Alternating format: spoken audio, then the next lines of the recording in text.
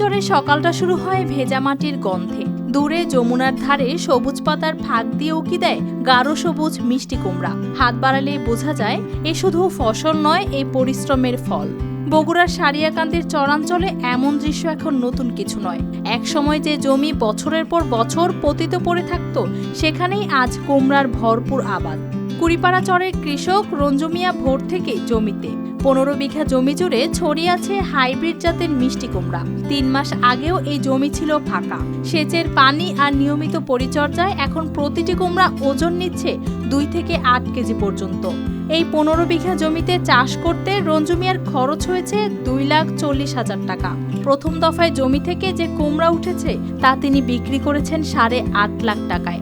সামনে একই জমি থেকে আবার কুমড়া তোলা হবে, সেখান থেকেও হবে বাড়তি আয়। পুরোপুরি 15 বিঘা জমি ব্যাংকো প্লাস লাগাচ্ছি, এবার ইনশাআল্লাহ ফলন ভালো। টানা তৃতীয়বার অর্জন করেছে দেশের সেরা সুপার ব্র্যান্ড স্বীকৃতি বসুন্ধরা টিস্যু। আমি যেটা বিক্রি করতেছি বর্তমান 2 থেকে 5 কেজি 8 কেজি পর্যন্ত সেটা সিরিয়ালিয়া যাবি, এটা আমার দাম করতেছে 8 লক্ষ টাকা। পরে যেটা ছোট থাকবি সেটা পরবর্তীতে আমি আবার বিক্রি করতে পারবো। একই চরের শাইন মিয়া ও জিয়াউল ফকিরও অল্প জমিতে লাভ পেয়েছেন ভালো।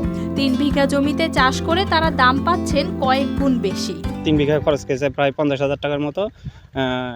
বাজার দর অনুযায়ী আপাতত 1,20,000 টাকা অনুমান করা যাচ্ছে আর কি। বাজারে কেজি প্রতি মিষ্টি কুমড়া বিক্রি হচ্ছে 20 টাকায়। অনেক পাইকার পুরো জমির কুমড়া একসাথে কিনে নিয়ে যাচ্ছেন দেশের বিভিন্ন জেলায়। কেবল চুন ধরিচ্ছে পাইকিলেন ধর, তারপর বিক্রি করবো। খরচ গেছে 45,000। আল্লাহর রহমত আশা করা যায় লাখখানি বেচবো। কৃষি অফিসের পরামর্শ আর অনুকূলে থাকা আবহাওয়াই এই সাফল্যের বড় কারণ। এক সময় যে চরাঞ্চল ছিল অব্যবহৃত, সেখানে এখন সবুজ কুমড়ার ক্ষেত।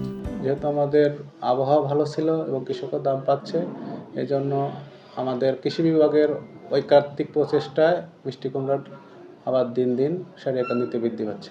যেহেতু আমাদের জমিগুলো পতিত থাকতো, এখন আমাদের কৃষি অফিসের পরামর্শে বিভিন্ন পদ্ধতি, যেমন স্যান্ডবার পদ্ধতিতে মিষ্টি কুমড়ার চাষ হচ্ছে।